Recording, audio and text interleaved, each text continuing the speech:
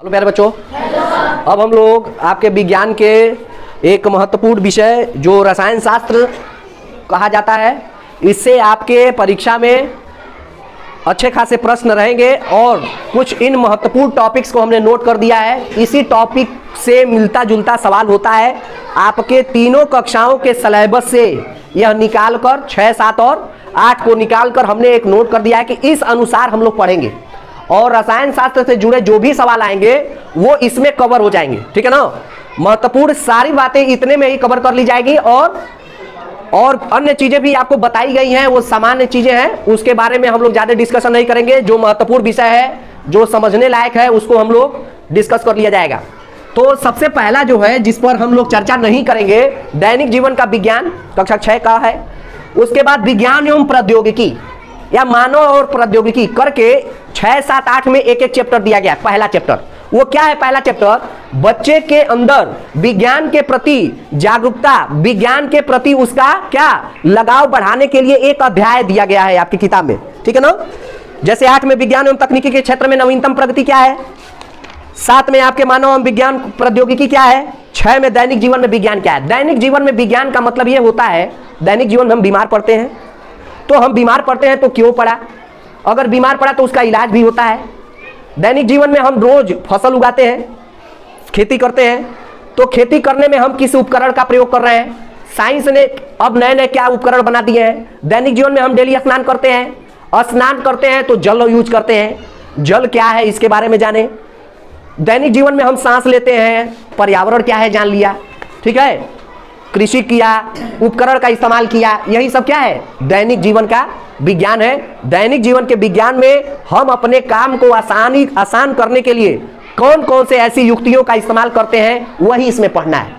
आपकी किताब में यह चैप्टर दिया गया है, इस चैप्टर को एक बार समझ लेना। इसमें बहुत ऐसी बातें, जैसे शिक्षा के क्षेत्र में पढ़ाई करते हैं हम लोग हमेशा, तो शिक्षा के क्षेत्र में मानव ने क्या विकास कर लिया है इसके बारे में, जैसे आईसीटी का कौन सैटेलाइट जो शिक्षा के क्षेत्र के लिए पहला सैटेलाइट जो यूज किया गया वो पूछ लेता है। आईसीटी क्या होता है, कब प्रारंभ हुआ था। ठीक है ना। तो दैनिक जीवन के विज्ञान को बहुत अच्छे से पढ़ाया गया है क्लास में, इस पर हम चर्चा नहीं करेंगे। आपको बस ये बता दे रहे हैं कि इसको एक बार पन्ना पलट के एक बार बेटा देख लेना। ये कक्षा 7 का है और इसमें देखो दिया हुआ है पूरा औद्योगिकरण दिया हुआ है, इसमें क्रांतियां करके दिया हुआ है, कौन सी क्रांति किससे जुड़ी हुई है। ठीक है ना। कौन सा रिवोल्यूशन, हरित क्रांति, फसल उत्पादन। ठीक है ना। ये सारी बातें हैं, इसको एक बार क्या करना, देख लेना और इसके ऑब्जेक्टिव सवाल को एक बार सरसरी निगाह से देख लेना। तुमसे प्रश्न ईयर का पूछ लेता है, इसरो की स्थापना, तुम्हें वैज्ञानिकों के खोज और खोजकर्ता का नाम पूछ लेता है जो आपके किताब में दिया गया है। ठीक है।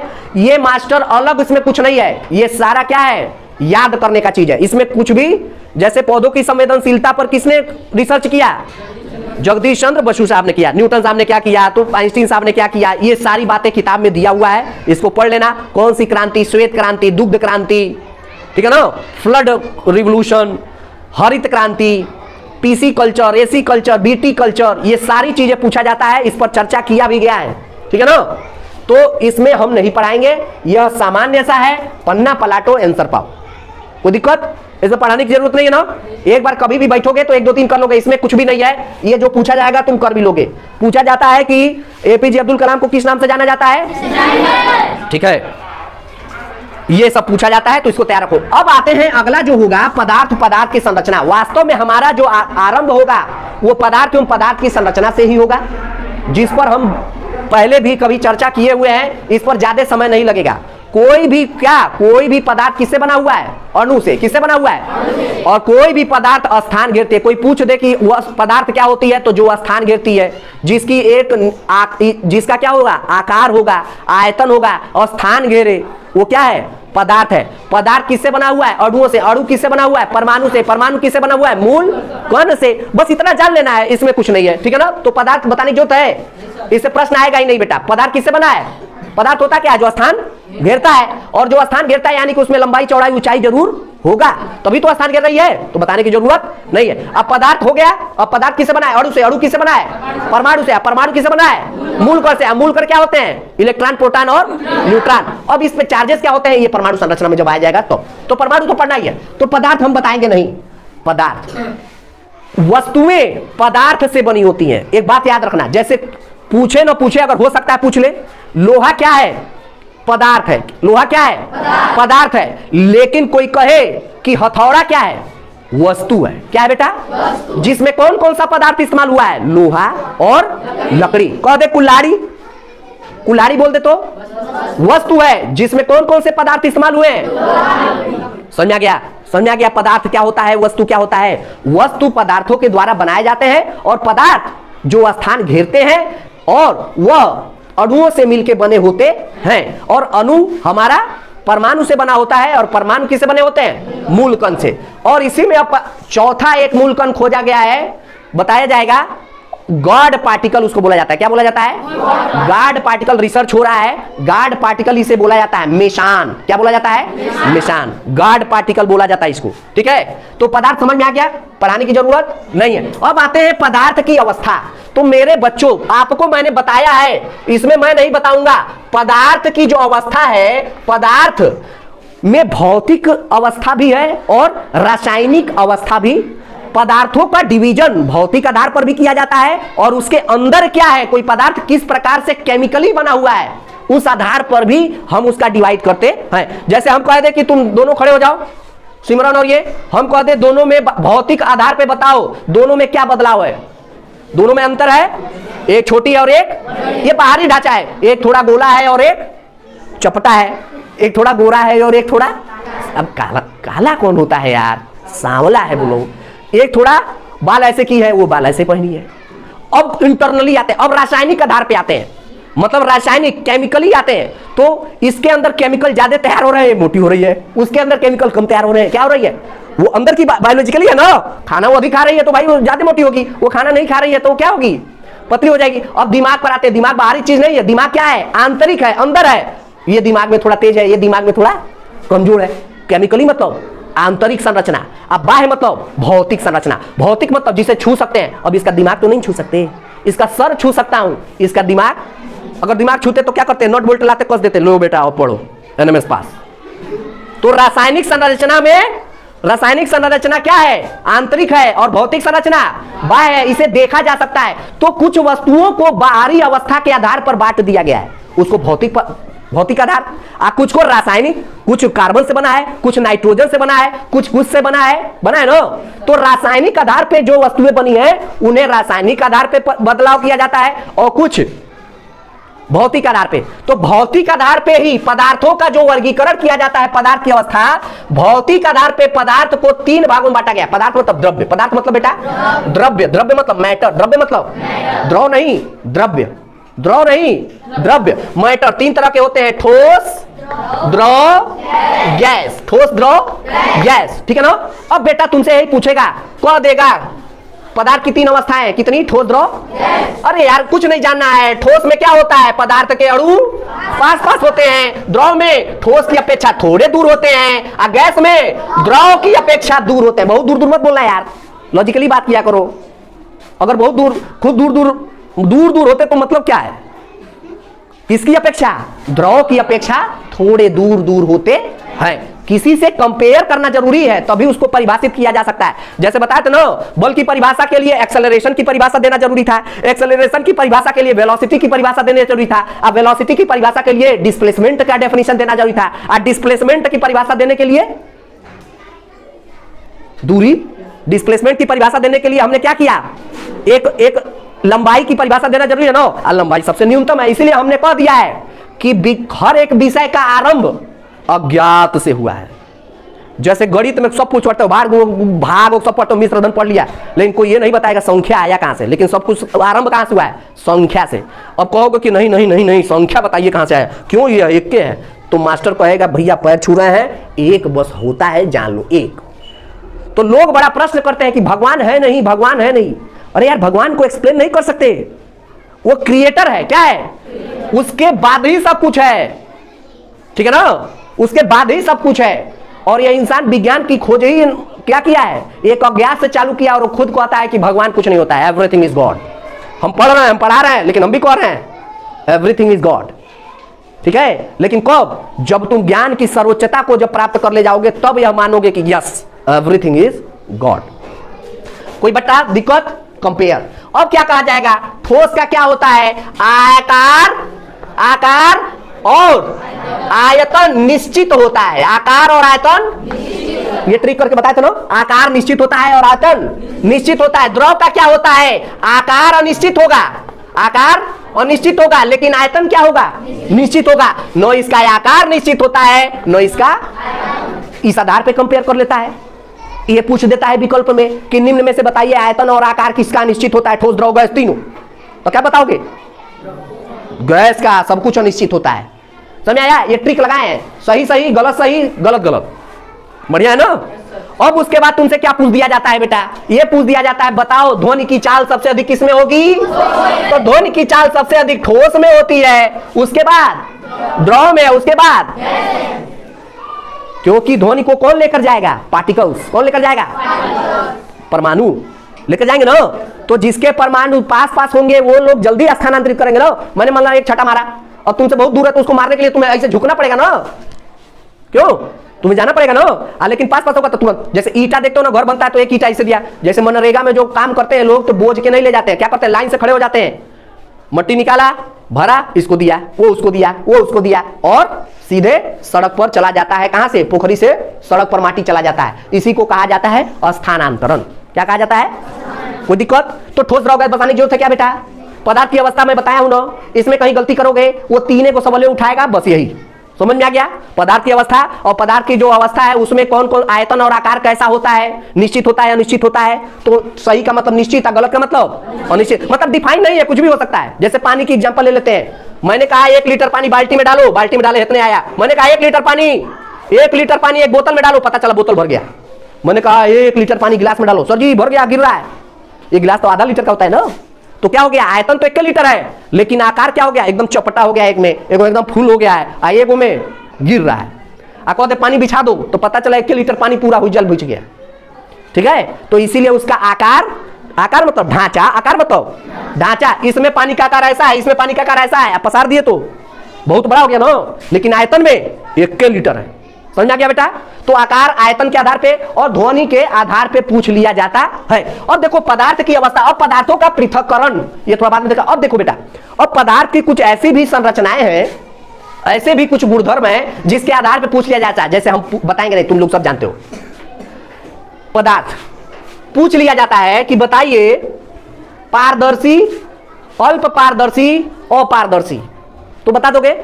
पारदर्शिता के आधार पे पदार्थ पारदर्शी होगा, अपारदर्शी होगा या अल्प पारदर्शी होगा। लकड़ी बताओ पारदर्शी है कि अपारदर्शी है, मतलब लकड़ी के आर पार देख नहीं सकते हैं। अब बताओ शीशा क्या है, पारदर्शी है कि अल्प पारदर्शी है कि अपारदर्शी, पारदर्शी है, शीशा देख सकते हैं। अब बताओ अल्प पारदर्शी का उदाहरण बता दो। तेल लगा कागज, जेल, जेल सेट वेट, वो भी क्या है, अल्प पारदर्शी है। कोई दिक्कत, तो पारदर्शी हो गया। हल्का भारी पूछ देता है, हल्का भारी क्या होता है, किसी से कंपेयर करेंगे ना, कोई वस्तु अगर किसी से हल्की है तो क्या हो जाएगी, हल्की और भारी, ठीक है। चुंबकत्व तो पूछ देगा तो किसी पदार्थ का बता दो, चुंबकत्व के आधार पे क्या हो जाएगा, पता है चुंबकत्व तो फिजिक्स में क्या हो जाएगा, चुंबकीय पदार्थ है ये और चुंबकीय है, ठीक है ना, मतलब इसे आकर्षित नहीं कर रहा है तो क्या हो गया, अचुंबकीय। लकड़ी क्या है, अचुंबकीय पदार्थ, लकड़ी को चुंबक आकर्षित नहीं करता। अब कह देगा विद्युत धारिता के आधार पे लोहा क्या है, अरे यार चुंबकीय कहां से, हम विद्युत धारिता का चालक है कि अचालक है, लोहा क्या है, चालक है, लकड़ी क्या है, अचालक है, जर्मेनियम क्या है, अर्धचालक है। तो चालकता के आधार पर भी पदार्थ बट गया, कोई दिक्कत नहीं ना। तो इस तरह पूछ लिया जाता है, हल्का भारी पूछ देता है, तो ये भी कर ले जाओगे, इसमें कुछ है नहीं। अब आते हैं बेटा हम लोग पदार्थ के पृथक्करण में। तो पदार्थ के पृथक्करण के बहुत सी अवस्था है। जैसे मान लो कोई वस्तु छान के अलग की जाए, क्या, तो उसको क्या कहा जाता है, छान के अलग कर लिया। मान लो फॉग है, उसको छान के अलग कर लिया। कोई क्या ओसोनी देखे हो, तो उसको ओसा के इसको छोड़ते हैं यहीं पर। ये पृथक्करण की कुछ विधियां हैं, बस इसको बाद में देखा जाएगा, ठीक है। पृथक्करण की विधियां इसको बाद में देखा जाएगा। अब आओ यहीं पर हम कर लेते हैं, आता है मानव निर्मित वस्तुएं। क्या आता है बेटा, तो मानव निर्मित वस्तुएं कितनी तरह की होती हैं, 2 तरह की। एक क्या होता है, सॉरी, एक होता है वस्तुएं 2 तरह की, मानव निर्मित और कृत्रिम होता है ना, सॉरी प्राकृतिक और कृत्रिम। कृत्रिम मतलब मानव निर्मित। कोई कह दे लोहा प्राकृतिक है कि कृत्रिम है, प्राकृतिक है। लेकिन अगर कोई कह दे कि हथौड़ा, हर एक पदार्थ क्या है? प्राकृतिक है। लेकिन हर एक वस्तु क्या है? मानव निर्मित। कोई कह दे पंखा, लेकिन पंखा में लगा लोहा। कोई कह दे कि ये ऑनलाइन सब चल रहा है, वो क्या है? लेकिन कह दे कि मोबाइल का वो प्लास्टिक प्राकृतिक है, लेकिन उस प्लास्टिक को मोबाइल का रूप दे दिया गया, तो वो क्या हो गया? मानव निर्मित। मानव ने अपनी तरफ से कुछ नहीं किया है। इसी को कहा जाता है खोज और आविष्कार। मानव केवल आविष्कार करता है। क्या करता है? आविष्कार करता है। कोई चीज पड़ी हुई थी, उसको कह दिया कि मानव ने खोज लिया। क्या कर लिया? खोजा है। आविष्कार कर सकते हो, खोजने के लिए खोजते रहो। समझ गया? तो ये बातें देखा जाएगा। अब आइए हम अगला, उसके बाद तो कृत्रिम समझ में आ गया। अच्छा, सजीव निर्जीव भी पूछ देता है। सामान्य जीवन का विज्ञान है। सजीव निर्जीव कह देगा निम्न में से सजीव है, बताओ। लकड़ी, टेबल, कुर्सी, छिपकली, मोबाइल। सजीव निर्जीव समझते हो ना? ये भी पूछ लेगा, नॉर्मल सा सवाल। तो सजीव मतलब जीवन होता है, प्रजनन कर सकता है, जिसमें चलने की क्षमता हो, जो कुछ प्रकृति में अपनी सहभागिता सुनिश्चित कर रहा है, वो क्या है? सजीव। जैसे कह दो सर जी पेड़ तो चलता ही नहीं है। मैंने एक और बात बोली, प्रकृति में अपनी उपस्थिति की सहभागिता सुनिश्चित करता है, प्रकृति के चक्रण का एक माध्यम बनता है, वही क्या है? सजीव है। पेड़ जिंदा है, कुछ कर रहा है। क्या कर रहा है? ऑक्सीजन दे रहा है। जिंदा है ना? बीज दे रहा है, फल दे रहा है। अगर उमर गया तो फिर ऑक्सीजन देगा। और सूखी लकड़ी निर्जीव हो गई। क्या हो गई? ठीक है ना? तो जो प्रकृति के चक्रण में अपनी सहभागिता सुनिश्चित कर रहा है, वो क्या है? सजीव है। सजीव चलते हैं, फिरते हैं, प्रजनन करते हैं, श्वास लेते हैं। पढ़ाया था कहां पर? जीव विज्ञान में पढ़ाया था ना? लेकिन अगर तुमसे पूछ दे कि बताओ केकड़ा सजीव है कि निर्जीव है? कोई कह दे डेस्टर सजीव है कि निर्जीव है? डेस्टर यार अपने आप कुछ नहीं कर सकता बेचारा, जब तक हम उस पर हाथ न लगाएं। तो सजीव निर्जीव पूछ दिया जाता है, कोई बात नहीं। अब आते हैं, उसके बाद हम बात करेंगे परमाणु संरचना पर। परमाणु संरचना से को ही कोरिलेट कर दिया जाएगा पदार्थ से, क्योंकि पदार्थ में ही क्या पढ़ना है? परमाणु। पदार्थ में क्या पढ़ना है? हालांकि ये भी हम पढ़ा चुके हैं, हालांकि पढ़ा जाएगा। परमाणु संरचना क्यों जरूरी है? परमाणु मॉडल बहुत लोगों ने दिया, डाल्टन, नील्स बोर, ठीक है ना? सभी के परमाणु मॉडल के बारे में थोड़ी बहुत जानकारी होगी। उसके बाद हम इसमें परमाणु क्रमांक और परमाणु भार के भी बारे में जानेंगे। वह प्रश्न आता, समस्थानिक, संभारिक, समन्यूट्रॉनिक, ये सब जानना पड़ेगा। इलेक्ट्रॉन पे कौन आवेश होता है, प्रोटॉन पे कौन सा आवेश होता है, कौन उदासीन होता है, ये सब के बारे में जानेंगे। नाभिक में कौन होता है, नाभिक के बाहर कौन होता है, ये सब जानना बहुत जरूरी है। किसमें जानेंगे? और यहीं से शुरू भी करेंगे। अगला, उसके बाद हम भौतिक और रासायनिक परिवर्तन पढ़ा चुके हैं। भौतिक और रासायनिक परिवर्तन का एक ही बात हम पढ़ाएंगे नहीं इसको, बस एक ही बात बता देते हैं आज ही अभी। उत्क्रमणीय और अनुत्क्रमणीय। क्या बेटा? अनुत्क्रमणीय मतलब समझो, ऐसा प्रक्रम जिसे पुनः किसी विधि के द्वारा पुनः वही पदार्थ प्राप्त किया जा सकता है, उत्क्रमणीय कहलाता है। क्या कहलाता है? और ऐसा प्रक्रम जिसे पुनः किसी माध्यम के द्वारा पुरानी या फिर मात्र जिससे वह चीज बनी है पुनः उसे प्राप्त नहीं किया जा सकता, अनुत्क्रमणीय कहलाता है। क्या कहलाता है? इसी प्रकार यह भौतिक और रासायनिक परिवर्तन, बस यही समझ लो, उसके बाद हम बताएंगे नहीं। भौतिक परिवर्तन क्या होता है? उत्क्रमणीय है। क्या है बेटा? ऐसा प्रक्रम जिसमें कोई पदार्थ दूसरे पदार्थ में बदल गया, लेकिन फिर किसी विधि के द्वारा, किसी प्रक्रिया के द्वारा पुनः वह अपनी अवस्था को प्राप्त कर सकता है, भौतिक परिवर्तन कहलाता है। ठीक है बेटा? बहुत आसान सा है, बता दे रहे हैं। किताब पढ़ोगे 4-5 पन्ना 10 पन्ना दिया है, क्या दिया है? बस इतना जान लो। तुमसे यही पूछेगा, मोमबत्ती का जलना भौतिक है कि रासायनिक है? अब मोमबत्ती का पिघलना, कागज का जलना, कागज का फटना, कागज को फिर से हम लोग कागज नहीं बना सकते जी। नया कागज कैसे बनता है? कागज को फाड़ी के तो बनता है। तो समझ आ रहा है? समझ आ रहा है? हम लोग किसी भी विधि के द्वारा, अब बताना, लोहे पर जंग लगना और लोहे का पिघलना, लोहे को ठंडा कर दो फिर से लोहा बन जाएगा, हो जाएगा ना? कोई तुमसे पूछ दे बर्फ का पिघलना, भौतिक परिवर्तन, क्योंकि बर्फ को फिर से ठंडा करेंगे तो फिर से क्या हो जाएगा? बर्फ बन जाएगा। कोई दिक्कत बेटा?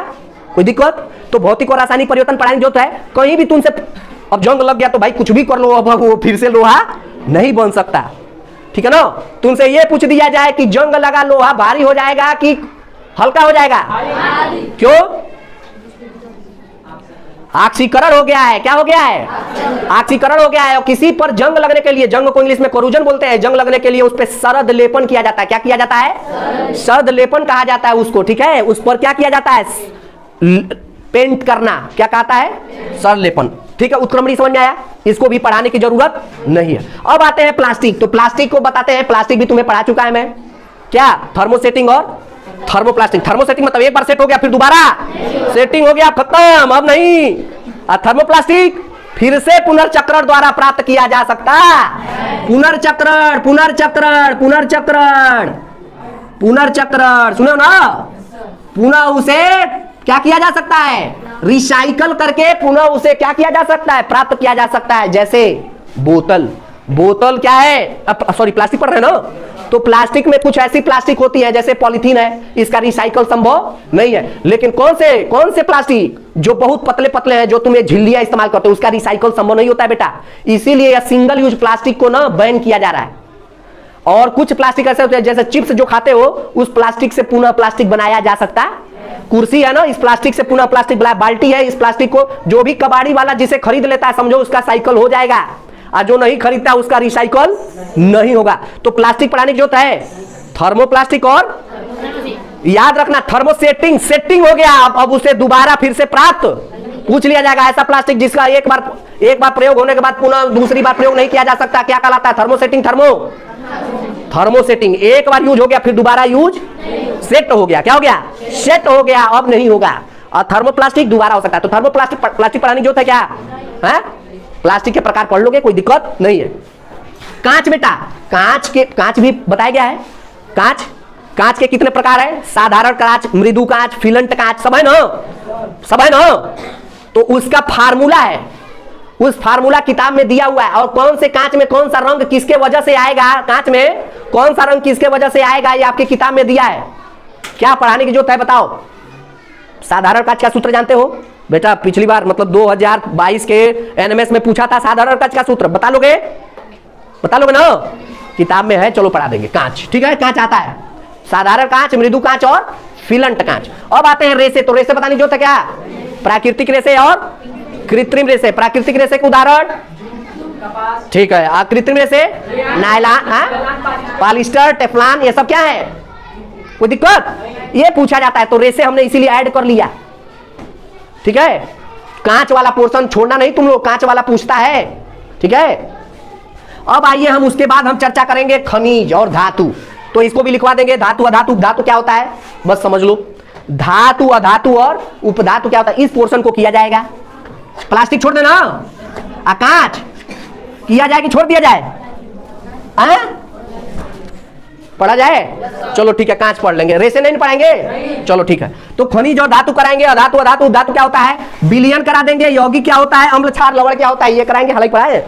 उसके बाद कुछ कार्बनिक यौगिक बच जाते हैं, ठीक है ना। एथीन, एसिटिलीन और एथिलीन, हाइड्रोकार्बन्स, ठीक है ना, ये सब पढ़ेंगे। और फिर मिसलेनियस, उसमें कुछ जानने की जरूरत नहीं है। फटाक से थोड़ा नोट कर लीजिए और हम चालू करते हैं अब क्या, परमाणु की। आइए बेटा, अब हम लोग चलते हैं जो हम पढ़ने वाले थे, परमाणु संरचना, पदार्थ की अवस्था, दैनिक जीवन का विज्ञान को अब आगे छोड़ते हुए हम लोग क्या चलते हैं। सबसे पहला टॉपिक है हमारा क्या, परमाणु संरचना, जो परीक्षा के दृष्टिकोण से अत्यंत इंपॉर्टेंट है और इसमें से प्रश्न आते हैं।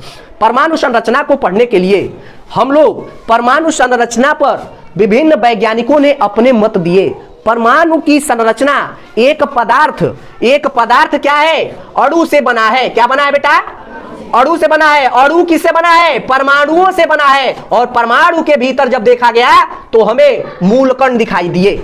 मतलब ये प्रोसेस एक लंबा समय लिया, लंबे समय तक चला, और तब जाके हमने परमाणु के अंदर मूल कणों के वास्तविक पोजीशन और मूल कण कैसे हैं को जान पाए। एक वस्तु, एक पदार्थ अगर किसी भी वस्तु से बनी, किसी भी चीज से बनी हुई है तो इसके अंदर जो भी चीजें हैं उसको जानने के लिए हमारे वैज्ञानिकों ने एक लंबा शताब्दियों का समय बिताया है।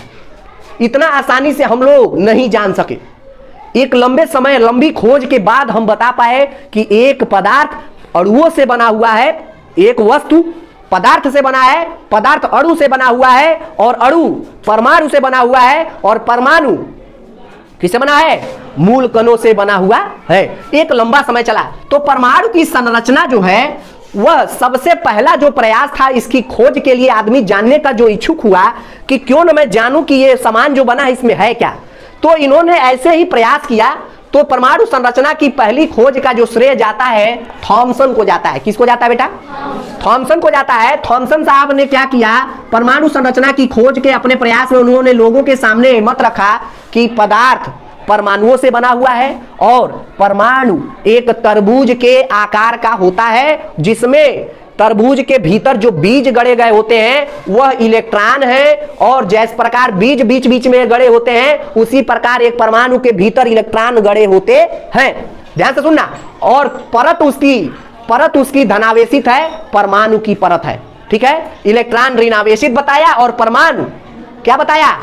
धनावेशित। क्या बताया?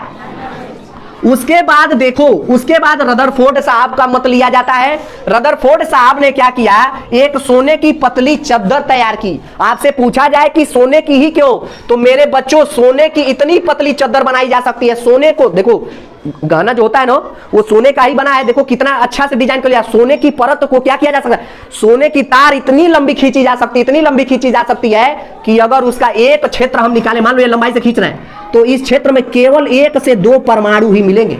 इतना पतला किया जा सकता है, टूटेगा नहीं। सोने को बाल से भी पतला किया जा सकता है।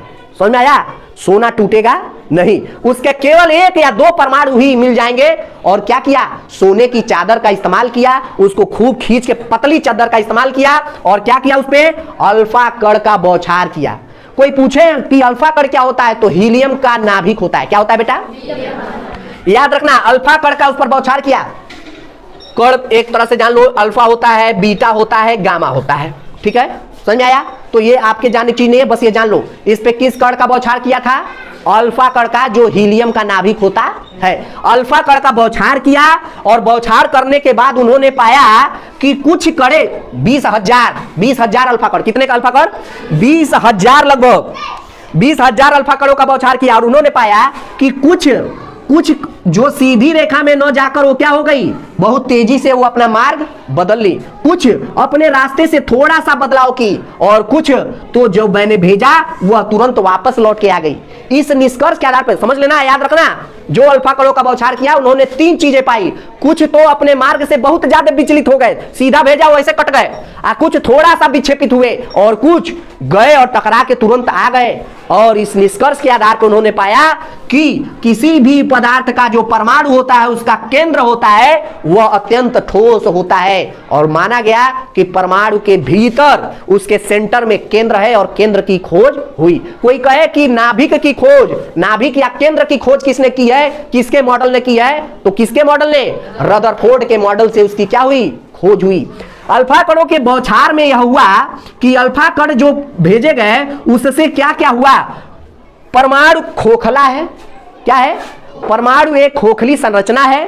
रदरफोर्ड साहब ने बताया केंद्रक इसका अत्यंत ठोस है। केंद्रक या नाभिक धनावेशित है, और इलेक्ट्रॉन चक्कर लगा रहे हैं। इलेक्ट्रॉन एक कक्षा में चक्कर लगा रहे हैं। जो इलेक्ट्रॉन से टकराए वो क्या हो गए? बहुत दूर चले गए। जो नहीं टकराए और नाभिक से नहीं टकराए वो थोड़ा सा विक्षेपित हुए, लेकिन जो नाभिक से टकराए वो वापस लौट आए। इसका मतलब हमने कहा क्या है? अल्फा कण धनावेशित होता है, हीलियम का नाभिक होता है, और ये धनावेश से जाके जैसे ही टकराया ये क्या हो गया? वापस आ गया। ठीक है ना? फिर इनसे पूछा गया कि अच्छा ये बताइए, इलेक्ट्रॉन अच्छा घूम रहे थे तो उससे टकरा गया अल्फा कण, आप जो नहीं टकराया वो थोड़ा विक्षेपित हुआ, लेकिन ये इलेक्ट्रॉन घूम क्यों रहा है? ठीक है, थॉमसन साहब की तो बतिया पूरी गलत थी। ठीक है, ये तो पूरी बात गलत है ना। केंद्रक धनावेशित है, ये क्या कह रहे हैं? भाई तो पूरा एकदम बाउंडर कर दिए, है ना।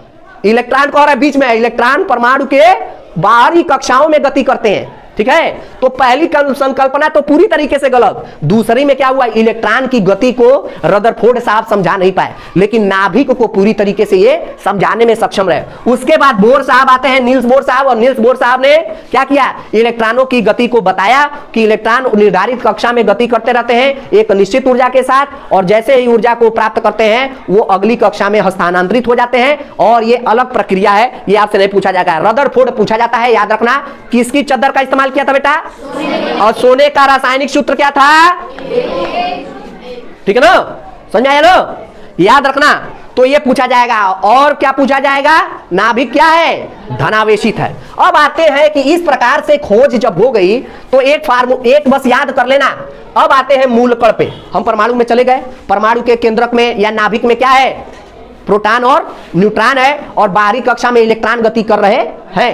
तो इसको एक फार्मूला है ईट पर ना, याद रखना। इससे आपसे पूछा जाएगा, ई से इलेक्ट्रॉन, ट से थॉमसन। लेकिन इलेक्ट्रॉन की खोज पर बहुत ज्यादा क्या है बेटा, सॉरी जे थॉमसन कहा जाता है या थॉमसन कहा जाता है, समझ में आ गया।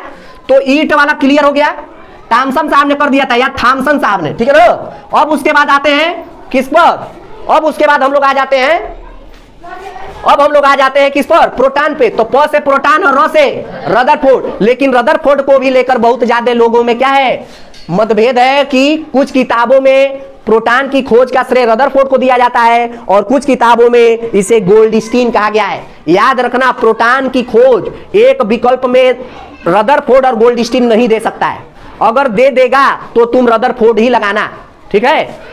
अगर दोनों दे दिया तो रदरफोर्ड, अगर रदरफोर्ड नहीं दिया, गोल्डस्टीन दिया तो क्या लगाओगे, गोल्डस्टीन। तो प से प्रोटॉन और र से रदरफोर्ड, और ना से न्यूट्रॉन, और च से चैडविक, जेम्स चैडविक। एक क्वेश्चन 100% आएगा, ईटो पर नाच, याद रखना। अब आते हैं बेटा मूल कण। मूल कण के बारे में जान लेते हैं। मूल कण वास्तव में 3 है, इलेक्ट्रॉन, प्रोटॉन और न्यूट्रॉन। तो जब पूरी प्रक्रिया हो गई तो अब हमारे सामने जो बात आ गई है उससे पुष्टि हो चुकी है कि पदार्थ परमाणुओं से बने हुए हैं, और परमाणु का केंद्रक अत्यंत ठोस है, और इसके केंद्रक धनावेशित है, या इसे नाभिक कहा जाता है। क्या कहा जाता है बेटा, इसे नाभिक कहा जाता है, जो अत्यंत ठोस है, धनावेशित है। और यह धनावेशित, उसमें उपस्थित 2 मूलकण, प्रोटॉन और न्यूट्रॉन, 2 मूलकण उपस्थित है उसमें। लेकिन प्रोटॉन धनावेशित है, न्यूट्रॉन नहीं, न्यूट्रॉन पर कोई आवेश नहीं है। न्यूट्रॉन से यन से ले लो, न्यूट्रल है वो। क्या है बेटा, न्यूट्रल है वो, कि वो उस पर कोई आवेश नहीं है। लेकिन याद रखना, नाभिक में प्रोटॉन है और न्यूट्रॉन है, और उसके बाहरी कक्षा में इलेक्ट्रॉन गति करते रहते हैं। समझ आया, गति करते रहते, इलेक्ट्रॉन गति करते रहते हैं। और इलेक्ट्रॉन कैसे होते हैं, 2, 8, 18 के फॉर्म में, ठीक है। अब आइए हम लोग समझ लेते हैं कुछ बातें जो आपसे पूछी जाएगी बेटा। इलेक्ट्रॉन को ई से दिखाते हैं और इस पे ऋण आवेश होता है। क्या होता है, ऋण आवेश होता है, ये बाहर होता है। याद रखना, परमाणु जो भी खोजा गया है उस परमाणु की त्रिज्या है 10⁻⁻10 मीटर, मतलब परमाणु की त्रिज्या। क्या बेटा, मान लो ये परमाणु है ना, इस परमाणु की त्रिज्या कितनी है, ये पूरा परमाणु है, कितना हो गया, 10⁻⁻10 मीटर, मतलब 1 एंगस्ट्रॉम। एक एंगस्ट्रॉम बराबर क्या होता है, 10⁻⁻10 मीटर, याद रखना। और परमाणु के केंद्रक या नाभिक की त्रिज्या कितनी होती है, मतलब इसकी त्रिज्या कितनी होती है, आपको बताओ। इसकी त्रिज्या 10⁻⁻15 और छोटी, इसको बोला जाता है 1 फर्मी। क्या बोला जाता है, तो याद रखना, हमने बता दिया है कि आपसे माइक्रोन पूछेगा। 10⁻⁻6 मीटर को 1 माइक्रोन कहा जाता है। 1 नैनोमीटर को 1 नैनोमीटर किसको कहा जाता है, 10⁻⁹ मीटर को, ठीक है ना। और 1 एंगस्ट्रॉम 10⁻⁻10 मीटर को, और 1 फर्मी 10⁻⁻15 मीटर को। एक सवाल जरूर आएगा, कोई दिक्कत। अब आ जाओ बेटा, नाभिक की त्रिज्या और छोटी होगी ना, क्योंकि नाभिक सेंटर में है, और माइनस बढ़ता जाएगा। अब देखो नाभिक में क्या क्या है, कौन कौन से, प्रोटॉन, और प्रोटॉन को P से दिखाते हैं और ये धनावेशित होता है। तुमसे एक पूछ दिया, प्रोटॉन पे कौन सा आवेश होता है, धन। ध्यान से देख लो, P पे धन बना है, E पे आयन पे कुछ नहीं, मतलब आवेशहीन होता है। तो और क्या होता है, न्यूट्रॉन जो कि आवेशहीन होता है। थोड़ा सा इलेक्ट्रॉन के बारे में जान लीजिए, ऋण आवेश होता है, और कितना ऋण आवेश होता है इस पे, 1.6 × 10⁻19 कूलम। सबसे हल्का कण है, याद रखना, सबसे हल्का क्या है, सबसे भारी होता है न्यूट्रॉन, उसके बाद होता है प्रोटॉन, और उसके बाद होता है सबसे भारी, ठीक है ना। ठीक है। अब आ जाओ, इसका द्रव्यमान 9.1 इंटू 10⁻31 kg।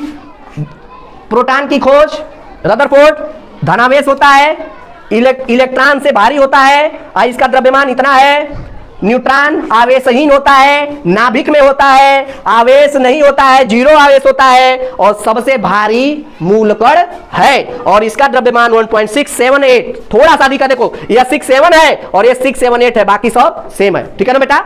ये हो गया हमारा क्या, परमाणु की स्ट्रक्चर और उसमें उपस्थित मूल कण। नोट करिए। अब हम लोग आ रहे हैं, हमने परमाणु की संरचना, मूल कण के बारे में जान लिया। अब परीक्षा में आपके और भी प्रश्न आते हैं, वो यहाँ पर परमाणु क्रमांक क्या होता है और परमाणु भार क्या होता है, इसके बारे में समझ लो। परमाणु क्रमांक या द्रव्यमान संख्या, ठीक है ना। द्रव्यमान, परमाणु क्रमांक क्या, द्रव्यमान संख्या, याद रखना। तो द्रव्यमान संख्या भी बोल सकता है, द्रव्यमान संख्या भी बोल सकता है बेटा, कंफ्यूज नहीं होना। परमाणु क्रमांक क्या होता है, किसी भी तत्व के परमाणु में मिलने वाले प्रोटॉनों की संख्या को ही क्या कहा जाता है, परमाणु क्रमांक कहा जाता है या द्रव्यमान संख्या कहा जाता है। प्रोटॉन जितने होगा, प्रोटॉन तुम्हें पता है कहां होते हैं, और याद रखना जितना प्रोटॉन होता है उतना ही इलेक्ट्रॉन होता है।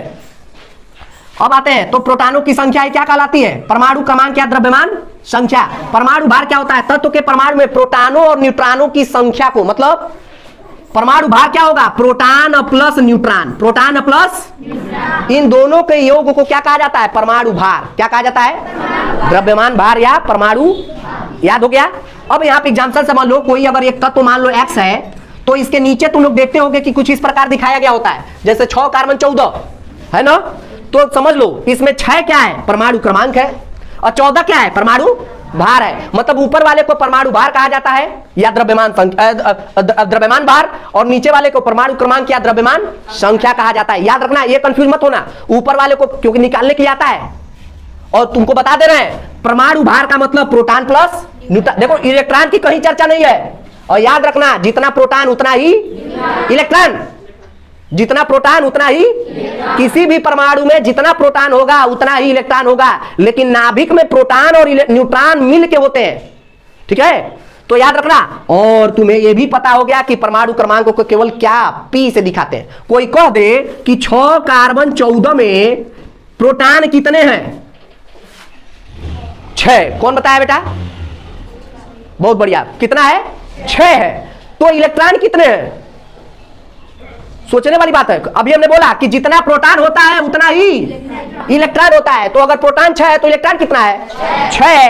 अब कह दे कि अब बताइए तो न्यूट्रॉन कितना है, तो 6 प्रोटॉन है, 6 इलेक्ट्रॉन है, 6 इलेक्ट्रॉन है। और तुम्हें भी पता है P प्लस एन बराबर 14, P प्लस एन बराबर, तो P बराबर 6, तो एन बराबर 14 माइनस 6 बराबर 8, यानी कि न्यूट्रॉन की संख्या क्या हो गई, 8 और 6 मिलके ही 14 बना है। यही आया था ना तुम्हारे परीक्षा में, तो बहुत आसान हुआ। प्रोटॉन नीचे वाला होता है और प्रोटॉन और न्यूट्रॉन ऊपर वाला होता है। याद रखना इलेक्ट्रॉन नहीं कहीं होता है, लेकिन यहां जितना प्रोटॉन होता है उतना ही इलेक्ट्रॉन होता है। तुमसे कभी इलेक्ट्रॉन नहीं पूछा जाएगा, इलेक्ट्रॉन पूछा जाए तो हवा हो गया, कुछ खेले नहीं है। जैसे पुलिस की परीक्षा में पूछा गया, एक पक्षी पूरब से पश्चिम की ओर उड़ी, बताओ किधर उड़ी, बताओ किधर जा रही है, पश्चिम जा रही है। तो ऐसे ही अगर एक सवाल आ जाए कि 6 कार्बन 14 में बताओ इलेक्ट्रॉन कितने हैं, तो हलवा हो गया। 6 प्रोटॉन है तो 6, लेकिन वो क्या पूछेगा, न्यूट्रॉन। क्या पूछेगा, वो न्यूट्रॉन पूछेगा, क्योंकि न्यूट्रॉन के लिए तुम्हें कैलकुलेशन करना पड़ेगा। क्या करना पड़ेगा, समझा के बेटा। या फिर कह देगा प्रोटॉन, इलेक्ट्रॉन और न्यूट्रॉन बताइए, तो जो प्रोटॉन होगा वही इलेक्ट्रॉन होगा, और न्यूट्रॉन के लिए तुम्हें कैलकुलेशन करना पड़ेगा। कोई दिक्कत, बहुत आसान है ना। तो कोई तत्व X है तो नीचे क्या होता है, प्रोटॉन, और ऊपर क्या होता है, प्रोटॉन प्लस न्यूट्रॉन।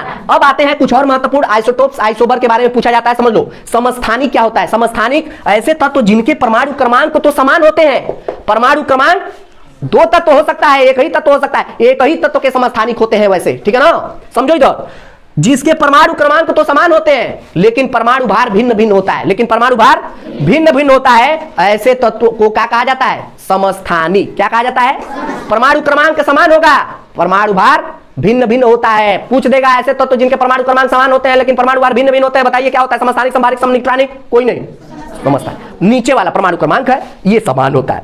देखो बेटा कई तत्व हमारे यहां पर कई ऐसे तत्व हैं जिनमें समस्थानिक का गुण है। जैसे सबसे पहला हाइड्रोजन, आपकी परीक्षा में हाइड्रोजन से हर साल प्रश्न आया है और इस बार भी आएगा। और भी तत्व हैं जैसे यूरेनियम विस्फोटक पदार्थ है, और कार्बन, ये सब समस्थानिक के उदाहरण है। मतलब क्या है, परमाणु क्रमांक समान है लेकिन परमाणु भार भिन्न भिन्न है। तो समझ लेते हैं हाइड्रोजन के 3 समस्थानिक है, पूछा गया है हाइड्रोजन के कितने समस्थानिक, 3। हाइड्रोजन का पहला समस्थानिक 1H1, दूसरा 1H2, तीसरा 1H। देखो 1 सबका समान है ना, लेकिन इसमें देखो 1 है, 2 है, और इसमें देखो जितना प्रोटॉन होगा उतना ही प्रोटॉन है, यानी कि यहां पर न्यूट्रॉन क्या है, 0। न्यूट्रॉन क्या है, तो ये प्रोट्रियम पहला ऐसा तत्व है जिसमें न्यूट्रॉन 0 होता है। उसके बाद देखो 1H2, एक प्रोटॉन एक न्यूट्रॉन। यहां पर देखो एक प्रोटॉन और कितने न्यूट्रॉन, 2। तो प्रोट्रियम बोला जाता है, ड्यूट्रियम बोला जाता है, और क्या बोला जाता है, ट्राइट्रियम। इसी ड्यूट्रियम को ही भारी जल ड्यूट्रियम ऑक्साइड D2O क्या बोला जाता है बेटा, D2O ड्यूटीरियम ऑक्साइड बोला जाता है। इसे भारी जल बोला जाता है। इसे शीतलक प्रतिशीतलक के रूप में इस्तेमाल किया जाता है। किसमें, रिएक्टरों में। परमाणु रिएक्टरों में शीतलक के कैडमियम की छड़ न्यूट्रॉनों की गति को रोकने के लिए किया जाता है। कैडमियम याद रखना, पूछ ले हम पाएंगे नहीं। परमाणु भट्टी में जो यूरेनियम का विस्फोट किया जाता है, तो परमाणु भट्टी में इलेक्ट्रॉन छोड़ा जाता है, यूरेनियम पर न्यूट्रॉन का विस्फोट किया जाता है। जैसे ही न्यूट्रॉन टकराता है यूरेनियम टूट जाता है और अपार ऊर्जा निर्मुक्त होती है। ठीक है ना, नाभिकीय विखंडन और नाभिकीय संलयन। नाभिकीय विखंडन में क्या होता है, टूटता है, और नाभिकीय संलयन में क्या होता है, जुड़ जाता है। तो समझ लेना परमाणु भट्टी कुछ इस प्रकार की संरचना होती है, और इसमें कैडमियम की छड़ें लगाई गई होती हैं, और यहां पर ऐसे बॉक्स बना होता है, इसमें ड्यूटीओ भरा हो जाता है, भारी जल भरा होता है, ड्यूटीरियम ऑक्साइड। क्यों, क्योंकि जो विस्फोट होगा तो सतह गर्म हो जाएगी। सतह गर्म हो जाए इसे शीतलक या प्रतिशीतलक के लिए ड्यूटीरियम ऑक्साइड का प्रयोग किया जाता है, भारी जल का प्रयोग किया जाता है। आपसे प्रश्न पूछेगा भारी जल का रासायनिक सूत्र क्या होता है, और जल का रासायनिक सूत्र समझ आ गया। किसके लिए ड्यूटीओ का इस्तेमाल करते हैं, परमाणु भट्टी में, परमाणु रिएक्टर में शीतलक के लिए। और देखो ये कैडमियम की छड़ लगी होती है। कैडमियम क्या बेटा, कैडमियम की छड़ लगी होती है। इससे न्यूट्रॉनों की गति को धीमा किया जाता है। क्या किया जाता है, याद रखना, न्यूट्रॉनों की गति को धीमा करने के लिए किसका प्रयोग करते हैं, कैडमियम की छड़ का। कोई दिक्कत, समझ आ गया, ये पूछेगा।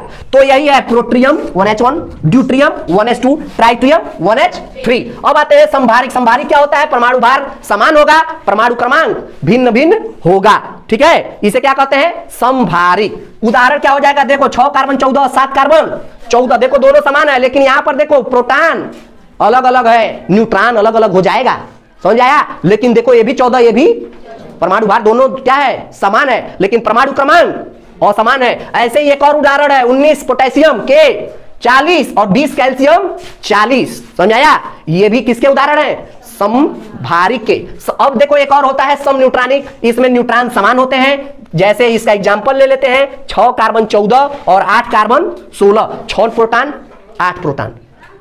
14 में से 6 घटाओगे क्या होगा, 8, और 16 में से 8 घटाओगे तो क्या होगा, 8। यानी न्यूट्रॉन दोनों के कितने हो गए, 8। अब देख लो बेटा, ये समझ में आ गया, समझ में आ गया ना। इसी तरह सवाल आते हैं, जैसे कह देगा 7 कार्बन 14। 7 कार्बन हमने बता दिया है। समस्थानिक के कितने उदाहरण हैं, यूरेनियम, ठीक है, यूरेनियम 235, 92 यूरेनियम 235, बहुत सारे उदाहरण है।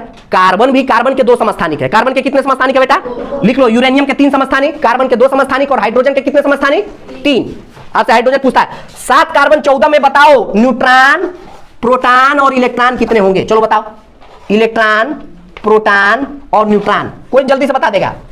अरे यार, इलेक्ट्रॉन क्या होगा 7, प्रोटॉन क्या होगा 7, और न्यूट्रॉन क्या होगा 7, ये ना होगा। कोई दिक्कत, इस प्रकार से करके आप लोग आ जाइएगा, और कुछ हम उदाहरण दे देते, कुछ हम सवाल दे दे रहे हैं, करके लाइएगा। 6 ऑक्सीजन 16, 92 यूरेनियम 235। क्या बताना है, प्रोटॉन, इलेक्ट्रॉन और न्यूट्रॉन। 2 सवाल करके आइएगा, और कांच वाला पोर्शन आप लोग लिख के लाइएगा। कांच कितने प्रकार का होता है उसका उदाहरण, और कांच में हरा रंग, नीला रंग ये कैसे आता है।